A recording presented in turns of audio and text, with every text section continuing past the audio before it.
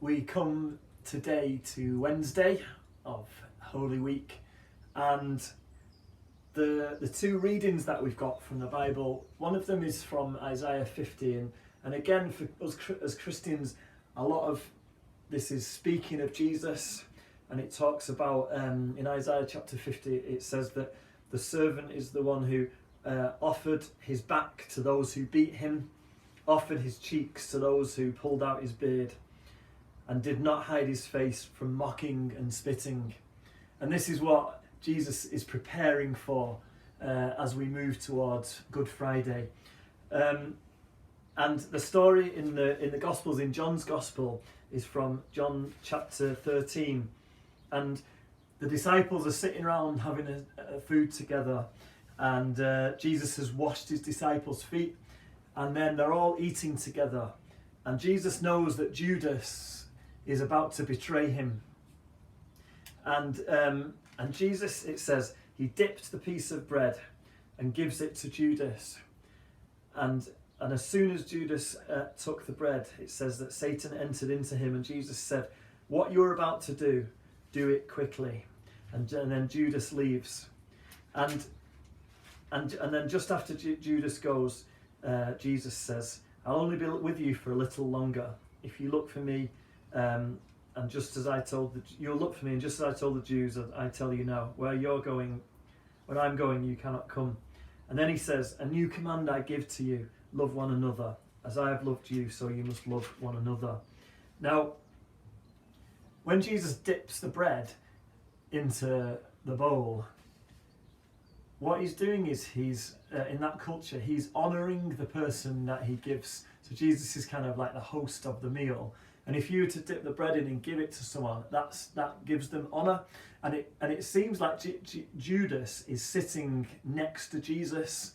So Jesus on his left-hand side. So Jesus has given Judas, the man who he knows is going to betray him, he's given him the place of honour. And then he dips the bread in and he gives it to Judas. And he honours him publicly by doing that, even though he knows that Jesus is about to betray him. I don't know about you, but whenever I look on Twitter or different social media platforms, there's a lot of outrage at the moment. People are outraged by certain people. People are outraged by that the government are not doing enough. People are outraged by panic buyers. People are outraged by teenagers who are playing football in parks, and there are good reasons for people to be angry about different things. But Jesus is about to be betrayed by someone he's been friends with and invested his life into for 3 years, and he gives him the place of honour at the banquet, at this meal that he's having, and he honours this guy in front of all of the others, even though he knows what he's about to do, because he is love. He is love. And you know what? The one thing that is going to emerge from all this, the one thing that's going to last from these times, is not the outrage and the anger, but it's love. It's love. And that's what we need to show. And it's all right to be angry, and it's good to be angry. It's human to be outraged.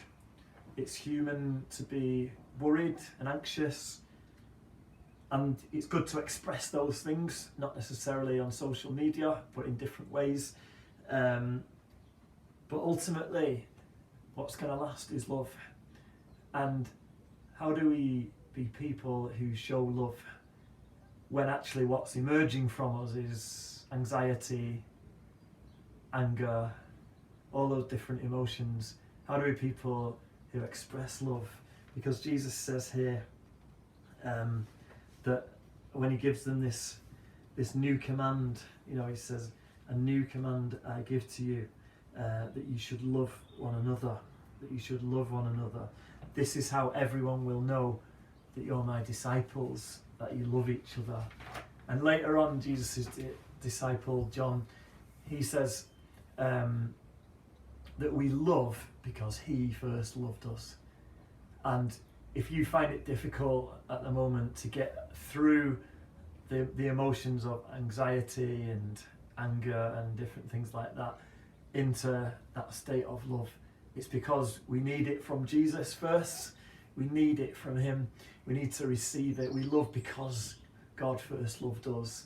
And Jesus shows that to the betrayer, Judas.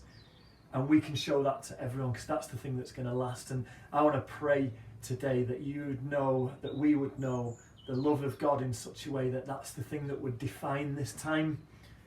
Not that we're blaming people for this and being angry at people for that, but that we as a nation and even as a world loved each other.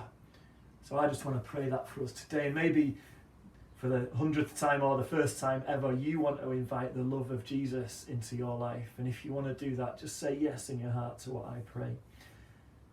So Lord, we thank you for the example of Jesus, who loved even the betrayer, who honoured the betrayer,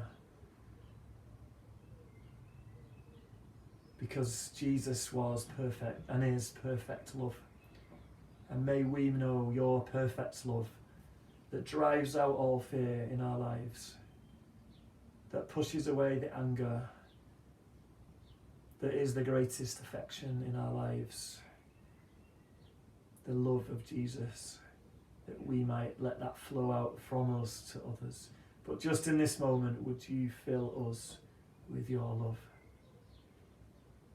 Maybe you just say that in your heart to God as well. Would you fill me with your love?